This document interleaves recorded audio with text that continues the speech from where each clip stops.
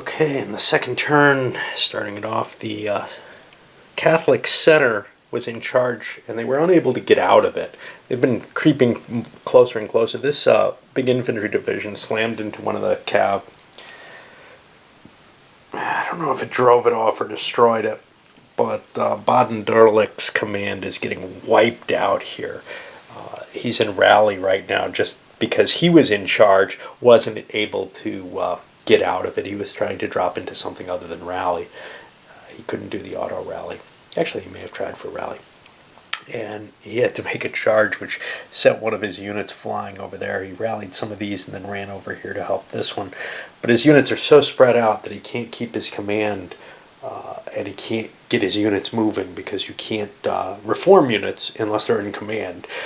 So these guys are just kind of sitting here cowering in a mess until somebody hits them and they rout or something. Looks like now we're on to, well, we got these guys up here in make ready, and then we got everybody else in receive charge. And at the end of turn 2, this is what we have. The Catholics kind of pulling back together here. This went into rally. The main formation didn't do much. This guy's struggling his way forward, the main defensive position. But artillery fire, a little bit of fire coming out, but this huge 24 to 48, 26 to 48 pound gun has an 8 grazing range. 1, 2, 3, 4, 5, 6, 7. It hit all of these units down the line. Really wreaked some havoc. I mean, that was just a terrible alignment for the Catholics there. You want to avoid things like that, but it's tough because you're concentrating on some things, you know, that seem more important, moving your forces, getting your lines divided. This cav is responsible for trying to form, you know, kind of a line along there, and it just shot down all of them. Got quite a few hits. Hit the artillery back here that's moving up. I wanted that artillery, the Catholic artillery. Jeez, why isn't this one moving? I think I've forgotten a gun. Let's get him sliding up. It's okay for him to move. He's trying to get back into command. It's okay to... what was I saying? Oh, I want to move those guns forward so that they can have some effect. They're going to have almost no effect against the fortification if they're way back where they started. So I left them in limbered state at the beginning of the battle. Once they unlimber, though, because the rules of this game, well, the transport crew leaves. All right, I'll clean this up, and we'll move into turn 3. Okay, so the Catholics had a charge and a make ready here. They got full number of continuations here, actually switched into make ready so that they could start forming up their attack, get their artillery into position. The rules on artillery are a little hard for me to track down. Didn't look like I could deploy them if I'm in charge, though. So I kind of have to take a pause to deploy the artillery, but I also needed to rally some, well, reform some units.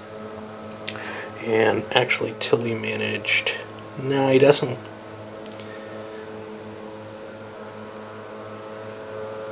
I'm debating whether or not he did this. He had activations here he could have done this on. I'm always forgetting my main commander. If he rallies this, it's going to be in as bad a condition when it comes down, so he's going to leave that in open formation, and he can't really do anything about these. The cav on the flank pretty much started cleaning up. The cav that Baden left behind, or at least it tried to. It struck one and destroyed it, and didn't use its pistols, actually. And then another one moved into command. This other one here...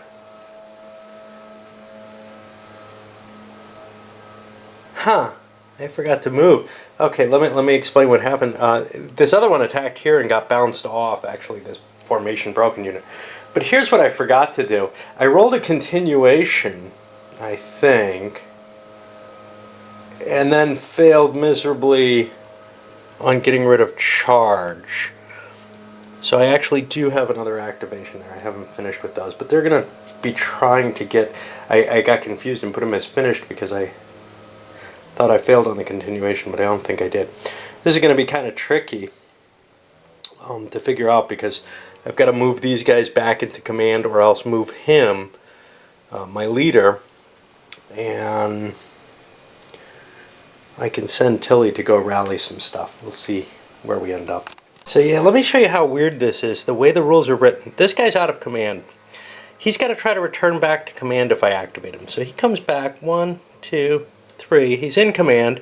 Now he's got to get closer to an enemy unit. And he's got to go for the closest enemy unit. 1, 2, 3, 4. He could choose this one, so I'm going to keep going with this and launch an attack there. This guy had to attack. The charge really kind of broke up my desire, my position, and through what I was hoping to do. This guy had to move forward towards that. That's no big deal. Alright. So in the end there, we were able to get another continuation and a rally into place. I switched to rally to be certain of getting the most recovery effort. Everybody's in command at the end. We drove that unit off. I did learn something that I hadn't noticed in the rules. I don't know if this is more recent, but it makes a lot of sense. It's certainly not this version. It doesn't have the little double arrows. It could be from the 5.0, but or maybe I knew it before and forgot it. Light infantry, you don't have to pursue them. This isn't the issue I was looking for, but you don't have to pursue them when you hit them. It's one of the things that I want to bring up about this game is, like Great Battles of History, you know, if you're like me and you like to skip around through a lot of different game systems and designs and everything, as you can see, there's a high cost to relearning this even once you know it, which I like. I mean, this is the kind of game that I want to play, but it does mean that, you know, the first time you sit down to play, you're not going to be completely up on the rules. If you're like me, at least. Some people may have great brains. They can, you know, hold all the games that they want to play in them, or less desire to play different games. Yeah. And as we finish turn 3, some cav run off the map here. Baden-Durlach has pretty much wiped out his force. He's couldn't even get out of rally. I've still got him marked down here rather than up here because I think it would confuse things to have him up there at this point, even though this is his only remaining unit on the board. Likewise, here we've dropped into, he was unable to get into receive charge. Over here we've dropped into receive charge and been able to prepare, but for the most part it comes down to now laying siege, as it were, to the wagons. And that's not a trivial matter. This artillery, it's all marked fired. This guy was still able to launch a shot all the way down here that hit, they got 3 rolls. This guy managed 2 rolls cutting through here. There's a lot in the grazing range. This guy didn't manage a shot because this unit was hidden, and this wasn't as far forward. But they're setting, the Catholics are setting it up so that there's another line shot in grazing fire range there, trying to deal with the terrain where it kind of channels you into these firing zones that have been built. Well, it's causing, you know, these situations where, and it's all really cool. I love the way the grazing fire works in this system. I always have. It's just hard as the defender, or hard as the attacker, to keep in mind.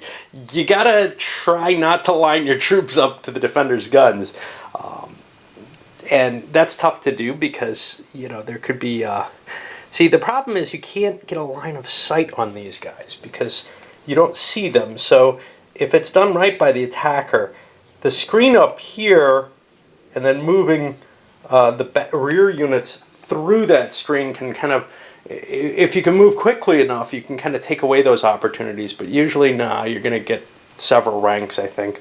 And there's just nothing you can really do about it. Anyway, I guess we're ready to slip into that 4th turn. We see everybody kind of in more passive situations. The Catholics trying to form up for their attack, and the Protestants trying to prepare their cav at least to get one more use out of each unit. So with the Catholic line in charge, the center was in charge, it moves forward. using introductory fire by introduction against the artillery that was exposed. The artillery kind of chose to be in this position because I think there was a reform action first before the Catholics moved forward, and the artillery chose not to react to, say, artillery pieces unlimbering and stuff like that in front of them, but waited until the advance. That might be okay. They still get a shot, and in some cases got to line up some nice shots here and here. Not so much. They, I think, only got to hit the one front, but this one got to shoot down this line, I believe, and it hit this unit, caused problems to it somehow. Okay. Anyway, given all that, I'm here thinking, okay, great. The introductory fire actually knocked... Oh no, this artillery got knocked out first. The introductory fire knocked this artillery out. Firing at artillery with infantry is tremendously effective.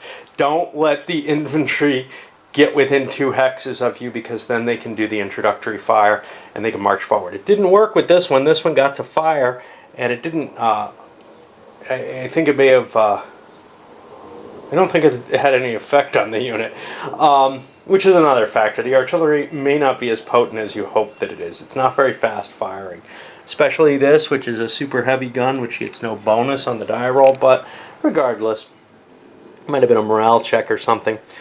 That put the heavy infantry in a position... Oh, the artillery fired first, the Catholic artillery, to try to soften up the Protestant artillery. That's where the reaction could have come. Okay, so we switched immediately to charge, I guess. Anyway, with the attacks that occurred, that wagon wall is not a terribly potent defense, because it only really gives an advantage to the light infantry. And the light infantry is going to be really bad at melee.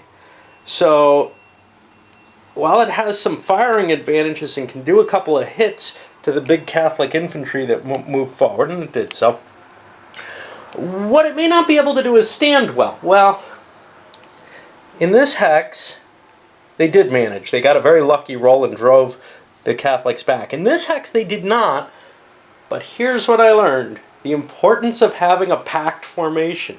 So remember, if you can't retreat, you roll over on this unable to retreat table, and if your morale is fairly decent, you have a good chance of standing. You get a +1 with high morale. Now, these guys don't have high morale. In fact, they have a penalty. But with a good roll, what we saw was this unit just staying there, and now the Catholic unit is going to be subjected to more fire. Unfortunately, the artillery that's facing them right there, it has no crew. It's a disabled gun now. So that doesn't help too much. But I definitely have some worries. There would also be the, well, if I advance, I end up swinging in and showing a flank, and then these heavies back here might be able to light up the Catholic heavies' day. So it's not like it's a perfect solution. Note also, the Catholics don't have enough units, I think, to trigger the explosive. I don't know if it's 2 hexes or 2 units specifically. I'll look that up at the end of the turn when I have to make that check, because there's a good chance that another unit's going to come forward. So at the end of 4, the Catholics mainly have been reforming their flanks, trying to get them into position here. We switched from receive charge to make ready, just because that gets us closer to getting into charge. There's sort of this slow progression when you're in a rally or receive charge. It's sometimes hard to move as quickly as you'd like to. There's another factor to this, which is that I got to switch this into open order to move into here, or else I'm going to be formation shaken. I think I can just take the formation shaken, because moving up in open order is just as bad as being formation shaken. Getting these guys forward might clear the way so this guy can maybe do something. But there aren't a lot of Catholic units. There aren't a lot of units really at all in this game. All these musketeers don't really count, except because of that wall they're able to actually, as we saw, repulse or at least fight on close to even terms against the heavy infantry. The heavy infantry up against the wall doesn't do you any good. Let's make a quick check for our lost leader. And he's going to be replaced. He is the wingnut for the center. And it's so hard for me to tell who's who. He's a Catholic, I believe. So we look for the Catholic center wingnut, and there isn't a counter in this game for the extras, so I'll have to use... I'm confused why the last scenario had them specific and this one does for the Protestants. It's kind of this weird little mix. But it's not really a big deal. And let's see where we want to put him. We want to put him somewhere where he can kind of raise the morale of units. I'm probably going to have to drop out of charge there if I possibly can, because we really don't want these morale shaking units charging forward, but if I can't, that's what'll happen. Alright, that was the end of 4 then, and I got a little bit of cleanup to do, but not much. Just flipping the fired and finished counters. I'll load this one up.